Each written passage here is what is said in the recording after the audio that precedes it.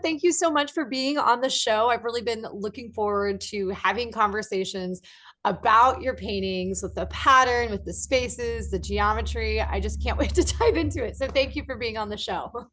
Oh my gosh, thank you so much for having me. It's such a pleasure. I'm a big fan. Oh, thank you. Well, likewise, like I was mentioning before we jumped in on here, I first remember seeing your paintings in Philly a few years ago. I was just hitting various galleries and I came into a space that was showing paintings of yours that were rather almost, they were a little bit larger scale and they were just gorgeous in terms of the detail and where you chose to have detail, how you were playing with space. And so this is just really a treat to be able to ask you a lot of questions about it. But before we dive into that, I would really love to hear just a little bit about your background and how you started getting into painting and making. Yeah, I grew up in central Pennsylvania in a rural slash suburban community in Lancaster, and my dad taught me to draw from a young age. I've always really loved drawing, and when I was a kid, he used to just kind of like sit me at the kitchen table and put something on the table, and we would just sit there and draw together from life. And those were like my favorite formative moments of thinking about making art. And I feel like those early moments also really taught me to look at things and like, some wiring happened in my brain where I was like, I can take what I'm seeing and record it physically. Was And he an artist himself?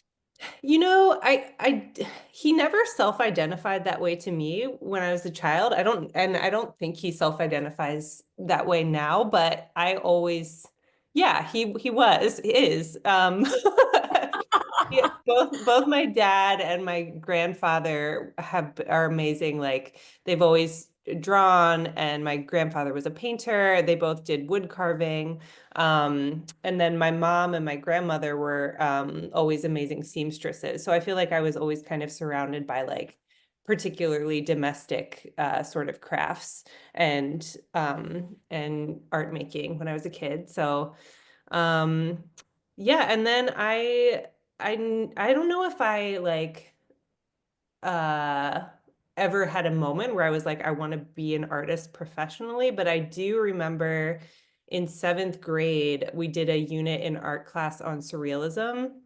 And I remember seeing that, that portrait of Frida Kahlo where she like cuts her own hair and her hair is like all around. I remember seeing that and I just have this like I have this like visceral memory of like that really connecting with me. And I was just so drawn to the kind of strangeness of that image. And I think from then on, I just became a little bit obsessed with image making. So yeah.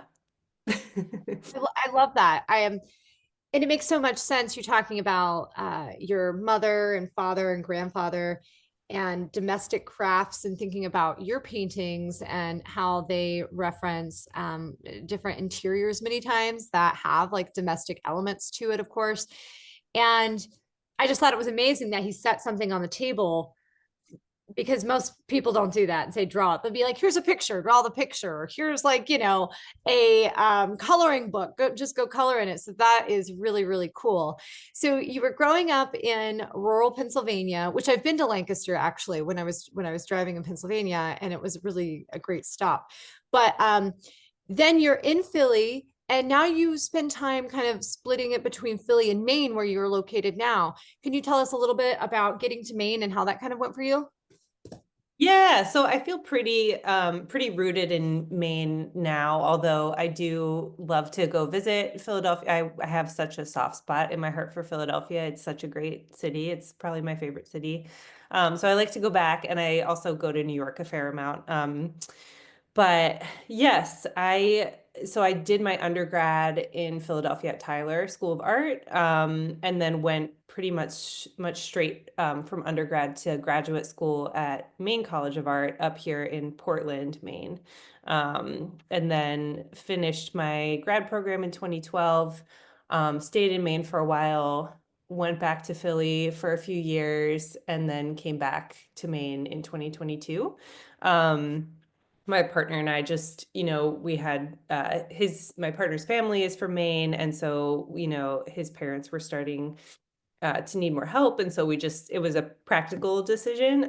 But I also have a lot of tethers to the arts community up here. And Maine has a very close-knit and supportive arts community. And so I had people up here, and it felt like, it felt like a homecoming in a lot of ways, though I do feel like a part of my heart will always be in Philly and in Pennsylvania as well. And my parents are still in Lancaster. So Yeah, Maine has an awesome art community, it seems like, of super supportive. I know mainly painters. I'm sure there's many other realms, but and I'm just always blown away by the shows that are happening in Maine, the artists who are working in Maine. And it's just incredible. So that makes a lot of sense. I'm curious in that move, because you make these paintings that many times address interior spaces or like these ideas of what that can mean. Do you feel like the move from Philly to Maine like impacted what you were painting in terms of those spaces, or was that not really part of it? yeah, I love that question. For sure. I mean, I think even when I was in Philly, especially in my last couple years there, I was thinking more and more about my rural upbringing. And so those elements were definitely starting to come into the work. I use a lot of Pennsylvania Dutch folk art and domestic crafts as reference material. And that aesthetic was very much part of my childhood. And so it definitely still comes into play in my work in a big way. But yeah, moving, like I live in a pretty rural place now. I live in Durham, Maine, which is about 20 miles north of Portland in the woods. And the landscape here where I live now is actually quite similar to Lancaster, to where I grew up. I mean, there's less of an Amish population, but it's like a lot of just kind of wild land, a lot of farms, a lot of farming. My partner and I have 2.5-ish acres, and we have chickens and stuff. So I do feel like I'm living a very like country life up here that feels nostalgic for me. And it has been fun in the last couple of years since being here to kind of like weave that into my work in a more palpable way. But I also, I miss being in a city, so I also love going down to New York and Philly and getting a little injection of metropolitan energy. Yeah, isn't it like a nice balance? Like, first off, I also have to say that I'm really jealous that you have chickens. It's like They're so fun. I highly recommend it. really want to get some. The problem for us is just now in the summer that we're not here as often, but it's nice to be able to straddle those two spaces, right? I think it's just so powerful to be able to have space to think and have like clarity, and then be able to dive into, going back to the city, seeing friends, doing all the things, and then kind of being able to retract and get into your studio. Which, speaking of studios, I would love to hear a little bit about like, what does a studio day look like for you right now? Yeah, my studio is in my home. It's in my basement, and I've had so many different kinds of studios over the years where I've like rented spaces or I've had spaces at home, and like I actually think that working at home really suits me. I'm definitely the kind of person who likes to shuffle in there in my bathrobe early in the morning and just kind of like get a lay of the land and look at things. And I also, I love kind of like integrating my studio life into my home life. I love being at home. So having my work kind of around me all the time is just a real pleasure. And yeah, so my studio's at home, and I usually will wake up, walk the dog, kind of do a little bit of exercise, have breakfast, and then get in there by like 10 at the latest. And then, I'm still kind of new to being full time in the studio. I worked like a 9 to 5 for a really long time before transitioning to being full-time in the studio. So maybe for that reason, I maintain a pretty like 9 to 5-ish schedule with a lunch break in the middle of the day. So I like work. Usually the beginning, of the day, I'll throw on some music or a podcast and just kind of like think about what I want to do that day. And depending on if I'm like preparing surfaces or doing like more intensive meditative like detail work, that'll kind of dictate like what I listen to. And yeah, and then I just kind of work until dinner time, and then have like try to maintain evenings and weekends as kind of like leisure time. But I honestly do kind of work on weekends too. Like that's the thing about having a home studio is like you probably know this too. Like it's tempting to kind of be in there all the time. And I've had to kind of have better boundaries for myself around like I can't work 24 hours a day, 7 days a week. It's not good for anybody. I have to share this short story, which is my 7-year-old. He was like, "Mommy, do you think you have good boundaries with your painting?" We started talking about No. boundaries, and I'm like, "Oh my gosh, yes! Like that is a very legitimate question you're asking me." Yeah. Um, but I love what you were saying about you worked a 9 to 5 for many years and kind of try to maintain that 9 to 5 with a lunch break. I do too. And I also worked a 9 to 5 for a long time. And so I'd like to ask you a little bit about that because I feel like there's lots of artists who are currently working a 9 to 5 and trying to keep their practice, or they're trying to figure out how they're going to transition from it to becoming a full-time artist. So Mhm. I'd like to start at the beginning of that, which is how did you kind of maintain your studio practice with the 9 to 5? How did that balance kind of work for you, or what was that experience? Yeah, I mean, I'm pretty type A, I guess, when it comes to like thinking about time and scheduling. And so I also am someone who like falls victim to making a lot of rules for myself. So when I finished graduate school and my first job out of grad school was working at the art museum in Portland. I was like an administrative assistant and I had a 9 to 5 schedule. And I was like, okay, well, I'm going to have this job, and then I also have to be in the studio a minimum of 30 hours a week. Like I don't know where that number came from, but I was like, that's almost as much as working a 40-hour full-time job. And like I'm gonna try to hit that.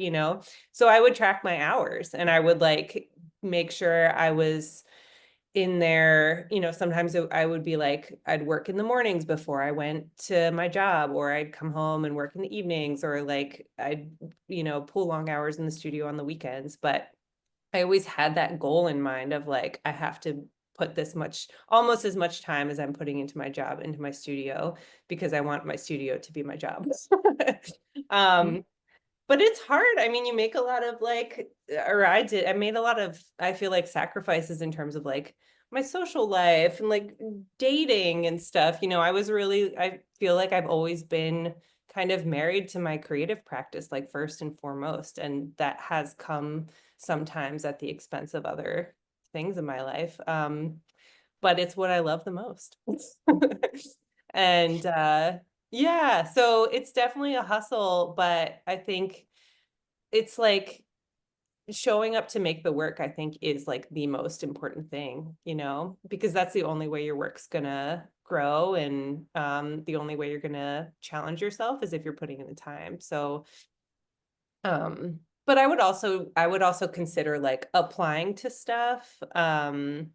And yeah, like applying to grants and residencies and things like that. I would sort of contain that in that 30-hour Mm. goal as well, because that's also like, that's a big part of a studio practice too, is trying to seek out opportunities and grow your community and that kind of stuff. So yeah. This is such great advice. I love hearing this. Like, that you had a goal and you tracked it, in a day planner or wherever it was, saying, okay, this is what I'm going to hit. And you were rolling in those other things that it takes to be an artist because it is showing up for the work and making the work. But there's also the other things that we do have to do in order to have a practice, even just like ordering supplies. Sometimes I feel like I always put that off. You think it's fun, but then I hate seeing the price tag, and I'm always like, Yeah. maybe I'll, but all of those things are part of it. And there is sacrifices. I think you really nailed that, which is there's always sacrifices when you're going after something. Like we can't, as much as we love to say we can have it all, we can have many different things, but you have to fit them onto that 24-hour day. And there has to be, Totally. so Yeah, it's really about just prioritizing like what you want to be filling your time with and then just doing that. I mean, it's like easier said than done, right? But I think it is sometimes it does take like setting an hourly limit, like making a really strict schedule. And I'm the kind of person who, if I don't make a to-do list, like I won't get anything done. So I had to kind of, do it that way. So I'd like to hear now about when you made the transition from having the 9 to 5 to no longer having the 9 to 5. Like, what did that look for you like for you? Was it scary? Was it exciting? Like, how did that shift occur? Oh my God, it was so scary. I mean, it honestly still is scary. So the way it kind of happened for me was I was working in Philly. I had this wonderful job at a conservation lab, and was very happy there and was kind of like, working, having a studio practice. I had a studio in the Viking Mill building, which was like a wonderful artist studio building, that unfortunately got turned into condos, so it doesn't exist anymore. Um, but I was working, and then I was, of course, applying to everything. So I had applied to a residency program in Texas, the Galveston Artist Residency, and it's an incredible program. It's 11 months long. They give you a studio, a monthly stipend, an apartment. It's like run by terrific people. But I applied to that and then I got in, which I wasn't expecting. But then I had to make this decision of like, okay, am I going to take this leap and like leave my job with health insurance and leave the city that I love to go try to like be an artist and just an artist for a year.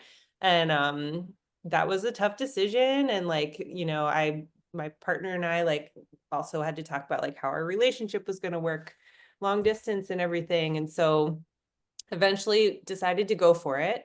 So I moved to Galveston, Texas in the like end of summer 2019, and then was about halfway through the program when COVID hit. Um, so I was like, I mean, everybody has a story about the pandemic ruining something in their Yes. lives, but like for me, I felt really cheated. Like I was like, oh, I took this risk and like the universe rewards risk taking. And then like, I feel like I just got like punched in the face. Yeah. Um, so that was, I mean, obviously a challenge, but I did end up like using that kind of program as a catalyst to kind of move towards more. I mean, I guess I did have a full-time job again after COVID, but like for a while I did like freelance work. I also do some writing, so I did like some editing work freelance, and then I had like some part-time jobs. And I think having that experience of that residency program, like it gave me more confidence into thinking like, oh, maybe self-employment isn't as scary as I made it out to be in my head. I mean, it is still scary, but it's like maybe it's a kind of scariness that I can manage. So yeah, that whole terrifying ordeal kind of invited me to think about my career in a more expansive way. And I was like, maybe I can have a part-time job instead and just try to like hustle for a while. And so that's what I did.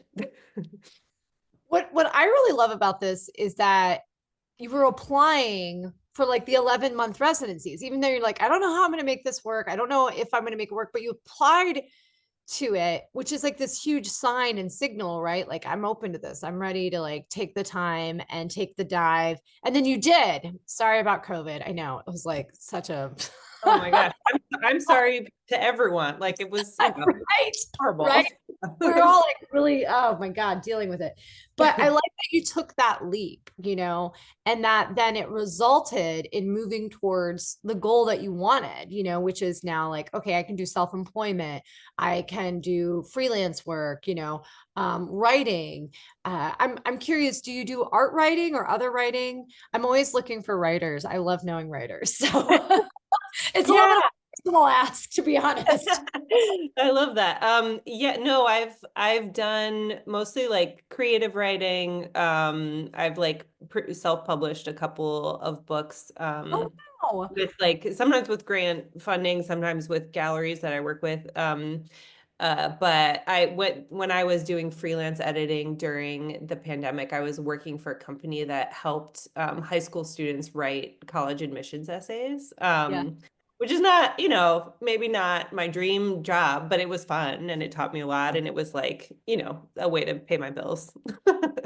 Well, something else you're mentioning there is I really love that you had these like admin jobs and then this job with writing essays or editing essays, because it teaches you skills. And that's something I'm always telling younger artists is like, if you can find a job that teaches you skills that you can use, like for me, I feel like I would not be where I'm at or able to be self-employed if I hadn't have gotten the admin skills of working a full-time job because it taught me like so much just about like writing an email or organizing my files and having to work with other people.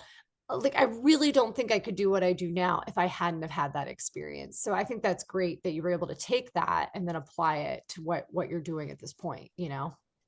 That's so smart and so true. And I mean, I worked as a, development assistant at a nonprofits organization, and that taught me so much about applying for grants. And I'm like, how can I take this knowledge and apply it to my own personal practice? And I mean, I think it's never a bad thing to just accumulate as many skills as you can to have in your tool belt. Because I mean, the other thing about being a full-time artist is like you kind of ride the wave for as long as you can. And then, but it's not like a safe and secure thing. Like I'm like, yeah, maybe I'll need to get a job again at some point. Who knows? And now I've had so many jobs that I've had like I can like apply for a lot of different kinds of work. But yeah, it's definitely a thing that I don't think is talked about a lot in the art world because a lot of artists are either comfortable with financial unpredictability or they like have the support of a spouse or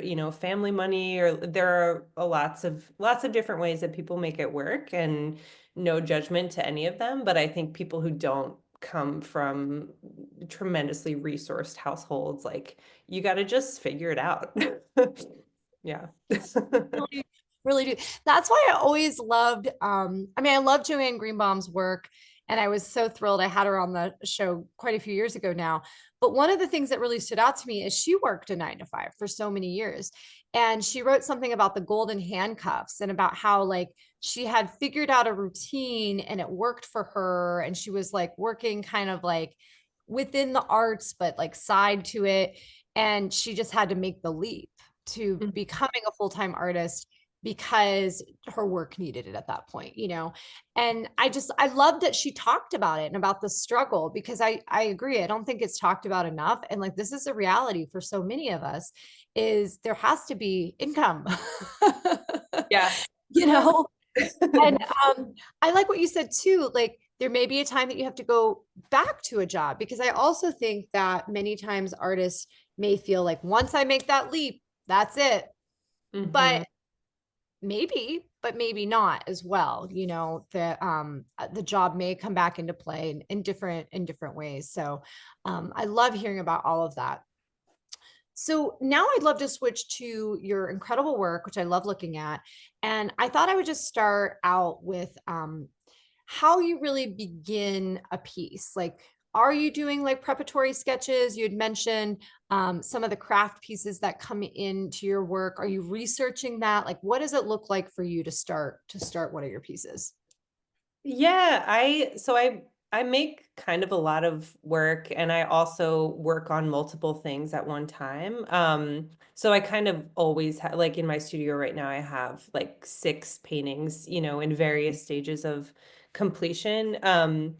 But in terms of like preparing for starting a new painting, I do make like little thumbnail sketches, and they're kind of like just reference points for like, I have a lot, my work is interior. So it's like, I want this piece of furniture here, or I want, a figure here. I want to include this kind of wallpaper pattern. Like I'll usually have a particular anchor point in mind of like, I want this painting to kind of revolve around this one particular object or mood or things like that. And so, so yeah, I'll make thumbnail sketches in my notebook, and then I don't work from life. My work's kind of like an amalgamation of, memory and fantasy, and I use a lot of books as reference points. I look at a lot of, yeah, paint, photographs of furniture, of folk art. And then I also have just kind of a personal reference library of like patterns and imagery from my childhood home that I bring into the work as well. Um, so I'm sort of like pulling from, and then like sometimes I'll also need, I'll need to look up a photo of like whatever it is, an object or something. And so I use the internet for that. But I really rely on books a lot for imagery. And I'm like amassing a really nice little reference library in my studio that I pull from. So, but the process is, yeah, it kind of goes all over. Like I love being able to work on multiple things at a time because I'm very like, kind of easily distracted, and then also like I'll get bored with something I'm working on, and then I just always have something else to kind of turn to. I love that. I wanted to ask a little bit about gouache. So you work with gouache on panel. So just tell me more about gouache. I mean, I've used gouache myself and I love it, but is there a reason that you've decided to kind of stick with that medium? Yeah, I just love to hear a bit about that. Yeah, gouache is, I mean, as you know, it's like a hybrid, it's like a very opaque watercolor. I think traditionally when it was made, it was like pigment bound with honey. Um, maybe Amazing. I don't, maybe that's not correct, but I I remember egg. Is egg in there somewhere? Or maybe that's tempera. I can't, I'm like trying to pull all the information. I'm like, no. Yeah, egg yolk is te I think tempera paint. Right.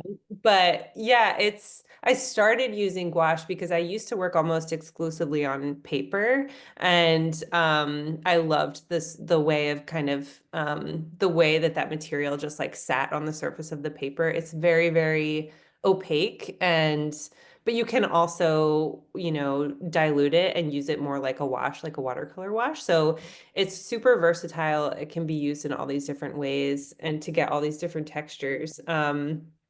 But yeah, I started working with the gouache on panel also because I do really love that kind of flatness, and there's a lot of perspective distortion in my work, and kind of playing off of that kind of folk art tendency to just abandon the rules of perspective and flatten things out. And so I think the medium really like adds to that experience. But the gouache that I use Holbein. I don't know if you've ever played around with that, but it's like just this beautiful buttery texture, and it's acrylic gouache too, so it's almost like a hybrid between like acrylic paint and gouache, and it's like, the pigments are just really beautiful. It lays really flat, and I feel yeah, I don't know what I'll do if Holbein like goes out of business ever. I feel so I'm such a brand loyalist in that way. Well, I've only used so much gouache, but I will say when I use it, it is Holbein because they've got, like you said, it's just so buttery. It just comes out the way I want it to come out. Like their colors are fantastic. So yeah, I'm with you on that. So hopefully, because that's the only gouache I've ever really used too at this point. So Yeah, I'm like, I but think it's the best one, but yeah. agreed. But I love what you're saying about the flatness because you're right. It does sit so well, like that idea of that opaque flatness that happens with that medium and how it translates into your work with the perspective of having like a larger open space that just sits and asks the viewer, where are you? Like in this room? Are you in this room? How are you engaging with this? Which leads me to my next question. Um, when do you think of your paintings as like narrative paintings? Like, because what I love is there seems to be clues throughout the paintings. Like, I love looking at the composition and like the color palette, and love how you're using pattern to also kind of flatten out spaces or mess with the perspective. But then there seems to be like the little objects as well. So is that part of kind of what you're thinking about with like how the viewer engages? Is a narrative?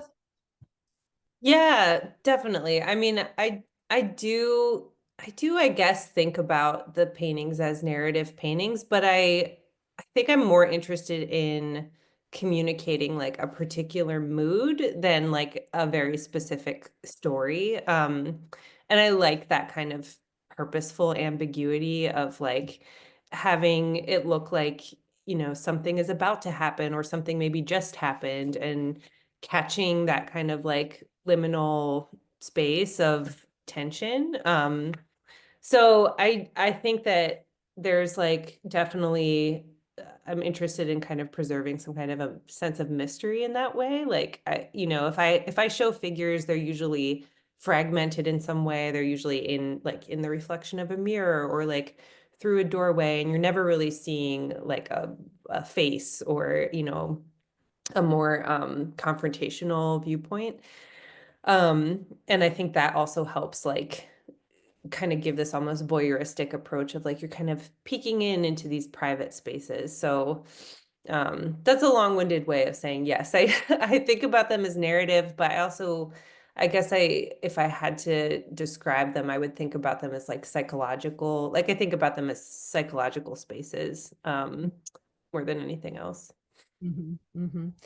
Well, what I love about them as well is that, as a woman looking at the paintings, like there is a bit of like female identity happening in them, and ways of navigating into the space that I tend to pull. Like I was just looking at a piece like where there's like a tampon in it, you know what I mean? Like, and I find that really interesting that there's these women, because you're thinking about the history of domestic spaces, right? And like how, traditionally it's been like, oh, the woman is home, the woman is in this space, this is what she's doing. But then she's kind of like subverting because you're showing like uncomfortable moments, private moments, like moments that historically would never have been talked about. So I think that does add to that mystery and mood that you're talking about that I find really, really fascinating. When you're going like with creating like a certain mystery or mood in a piece, can you talk a little bit like, does the pattern influence that too? Or like you thinking about what pattern is going to go with a certain mood, or like the color palette going with a mood that you're suggesting in that specific space or piece? Mhm. Yeah, I mean, I do think about it probably more chromatically than in terms of pattern. And uh and I often use like floral patterns because they have a lot of allusions to like very traditional femininity and spaces that have been kind of feminized in that way.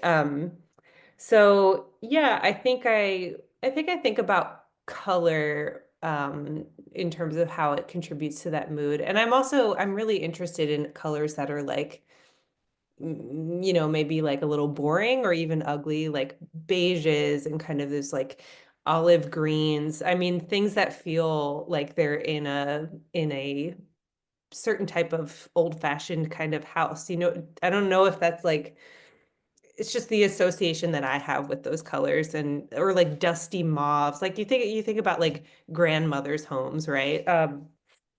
So yeah, I think color is definitely more of a focal point for me when I'm thinking about the mood of a painting for sure. Yeah, I love seeing those colors, those beige colors, and like the floral that then plays off, like the curves with like the geometry and angles that you have in your paintings. I just think is really, really powerful in terms of creating like a movement in the space here.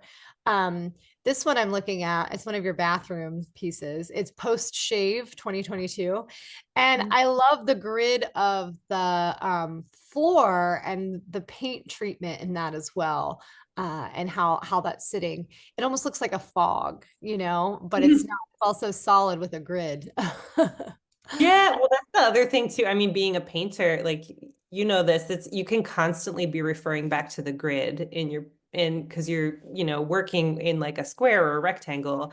And so like we have this great history of abstract expressionist painters to be like we can constantly be referring to the shape of the panel or the canvas and the frame of that. And so I like to kind of, yeah, use like tiles or like you know borders of wallpaper to really emphasize the edge of the painting. Mhm. Just a way of kind of reminding people like this is hey, this is a painting. Love the borders too, you know, because that's definitely like referencing a time. Like Yeah, get in there. totally. I feel like growing up in the 90s in Pennsylvania, I feel like so many houses I were in, yeah, it was like the floral bordered like living rooms and yeah, oh my gosh, I love all that stuff. Like Laura Ashley wallpaper. I'm I'll never forget in the 90s, like my mom decided she was gonna put like the border, but like in the middle of the wall. And it was like, ooh. And then we did sponge painting, which to be honest, ended up looking terrible. But I think about it a lot when I'm in my paintings now. Just like this idea of like what we were creating or trying to do. And yeah, but it was we've a time. all We've all had that sponge painted experience. Like, what were we trying to do? Was it like we were trying to like imitate stucco? Like, I still am confused by that. But I sponge painted my bedroom. Like, yeah, Yeah. really into it.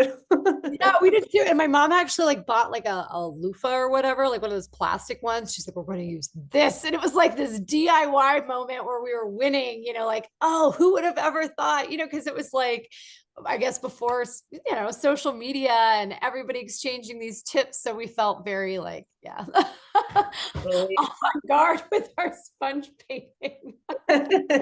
We've all been there. I feel that's a very particular like 90s interior aesthetic, I feel like. I love it. Well, it was interesting because I feel like 2 years ago, I was in New York and I felt like there was a lot of paint application that kind of referenced that. You know what I mean? Like in more abstract works. And I thought, I was like, ooh, taking me back to the 90s. So so this has been so great hearing about like your work, like your practice. I love diving into, you know, how you got to where are now in terms of, you know, having to support yourself and doing the 9 to 5 dance. And I was wondering if you have anything you've learned along the way that has been particularly helpful to you that you could share, you know, with the artists who are navigating all of this right now and who are listening. Mhm. Yeah, great question. I mean, I think I used to think that there was like one particular way that I like rules that I had to follow in order to have like the life of an artist. And I think the biggest thing I've learned over the years is that, and like knowing other artists as well, like everyone has their own path and it really depends on what you want for yourself.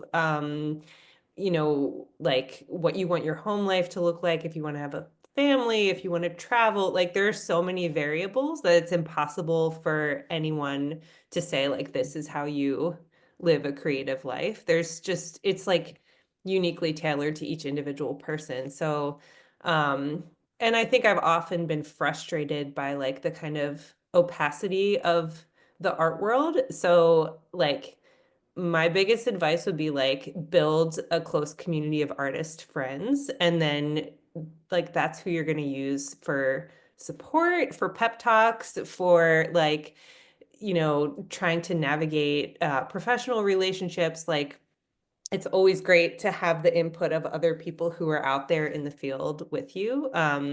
So I think the biggest piece of advice I'd say is just like really integrate yourself into your community and make friends with as many artists as you can. Be generous with your time.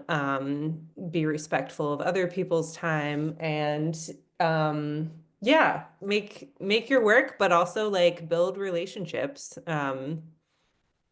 I'm really grateful for all of the artist friends I have here in Maine. And I think it can be, especially if you're not living in a big city like New York, it can be quite isolating to be other places. So having people you can rely on and invite into your studio is like super crucial.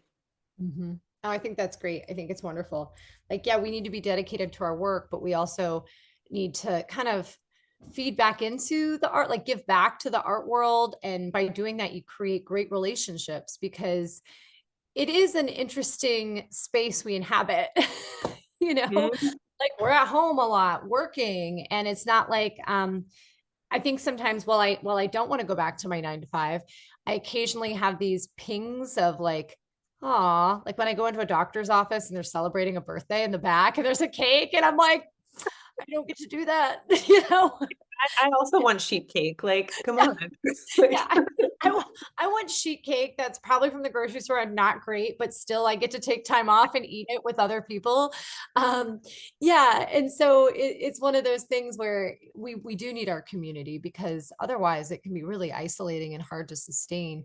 So I appreciate that insight and sharing that with everybody. So where can we find you? So we'll of course be sharing your work on the website at I Like Your Work Podcast and over on Instagram at I Like Your Work Podcast as well. But where can we find your website and you? yeah, my website is my name, annbuckwalter.com. My Instagram handle is at annbuckwalter. And I have, if you're in Maine this summer, I have a show up at the Farnsworth Museum in Rockland that's up till September. And yeah, I love meeting people, so reach out. Awesome. Well, thank you so much, Anne, for your time, and I hope you have a wonderful day. Thanks so much, Erica. Bye. Bye.